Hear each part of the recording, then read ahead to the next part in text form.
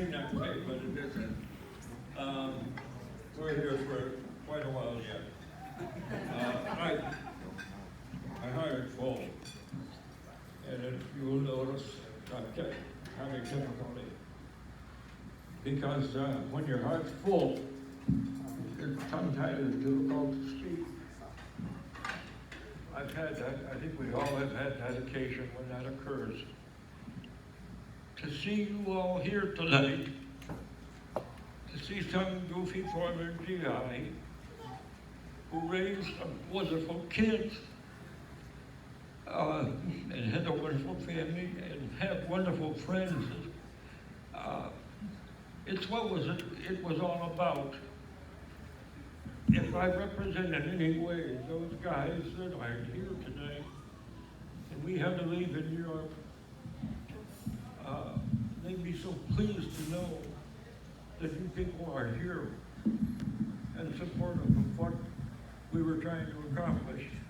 And if all of this sounds heroic, it's only because most of us were in situations that wasn't planned necessarily. It wasn't planned, but war is hellish. It's a mess.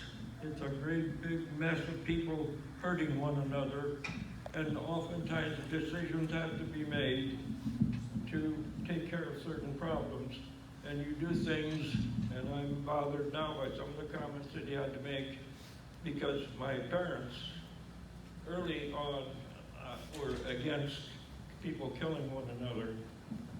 And I think we all really feel that way deeply. But when you're trained, and I think I was well trained, I complained at times about it, but hell, this is the way training has to be.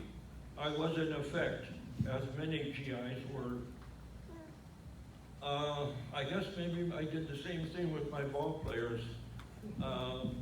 I wanted them to do certain things, and we trained, and this is the way you do it, and you know, when the situation comes up, this is what I want you to do. Well, I think my actions weren't necessarily that I'm a great big hero type of thing. You simply do what the hell was taught you to do. The opportunities are to take a certain position, and you do it. And later on, I've talked to other guys that I was with, and we would joke about the fact, why the hell did we do that? You know, were we nuts or whatever? No, we were trained to do a certain thing. And that the Army was right in that. If you're going to do something, try it again and again and again until you get it right. Setting up a roadblock is called a kill zone. And we have practiced that in Tennessee on maneuvers many times. And if your position and your timing and everything is correct, we got away without any of our people being hurt. But easily, we all could have been wiped out at times. But the enemy gets a drop on you. But I just, going back to getting together, I can't tell you to see people that I taught with, whose children were my kids, who I got friends with and became friends through the years, people on PTA here tonight, and just school mothers and dads of kids that I had. And I had the wonderful situation of having children in intermediate school come to me with their toddlers as I was principal years later at an elementary building. And it was heartening to see a young man that I remembered in my office rather often coming up the hall with his kindergartner. It was kindergarten night, and we were arranging to tell the parents what was necessary, you know, for the children and so on. And this young man and his wife and the boy got up to where I could speak to them. And he said, "You remember me?" And I said, "Yeah, sure, I remember you. You spent a hell of a lot of time in my office." And he was that kind of a kid. But he was still a good human being trying to find his way, as we all did, through that intermediate school period of life. Anyway, he said, look, I'll tell you what, see this kid? If he gives you any trouble at all, you know, you call me, you let me know, and I'll take care of it. And I know you'll do what's necessary at your end. But I mean, you don't give people like that openings unless you realize that from your own past, what might have happened and what could happen, you know, to a youngster that decides to do things that aren't, and we all pretty much know when we do these things that they're not necessarily correct or right or proper, but it's called parenting. And I see it, many of you here, and I know you are good parents. God, that means so much to me. Right now I got kids coming to help me, and Pam, God bless you, darling. We're both handicapped.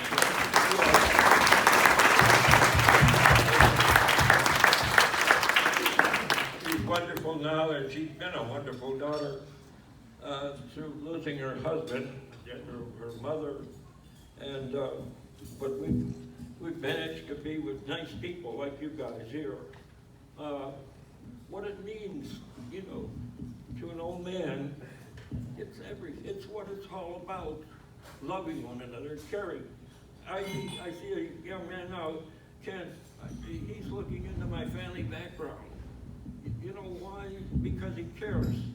He's looking up some things that I couldn't do, but he has the skills to do them. And there's people, the filming that you saw is being done, help me, Pam, it's by Chris. Where is Chris? Right here. Where are you? In the middle. Chris Schultz, right over here. And Chris and I need to talk to you about what you're doing. Chris is handy with equipment, and he has managed to photograph me and listen to me at times, even when I wasn't aware of it. But there is, I was fortunate enough to have, you know, quite a few stories and survive, thank God, to be here tonight with you. But he just took it upon himself to say, hey, I think there's a story here that ought to be told. What's the best way to do it? And he just talked to me very briefly about it, but went ahead on his own to make he photographed myself, and sometimes we were with other people at a dinner table, and I didn't realize that I was being listened to or photographed or whatever. But anyway, it's transferred on to your magic phones, and I see many here, right here. Your smartphones. Mine's in my pocket, and it's usually there because I don't get smarter than I am. But anyway, he's gone ahead and done this. It makes it possible for anything that's been said here tonight with regard to, well, almost everything, yes, but with regard particularly to my military thing.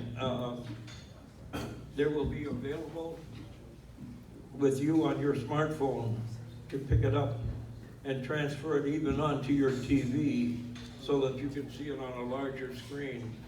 But that's going to be available to each and every person here if you so desire on your smartphones.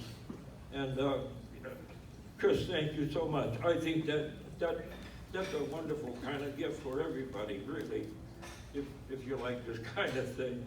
But I can't say enough about appreciating you being here, and I hope we have a good time, and let's continue to do so. But please, we haven't seen, many of us haven't seen others in quite a while, and I've said this before, and maybe you have when you read old friends. Why can't we get together more often? Why, in fact, can't we? Pam and I decided, and our mother before her, that I'm not going to cook anymore. And I thought at first, I don't know about that. I'm not buying that. And then she said, I mean it, you know.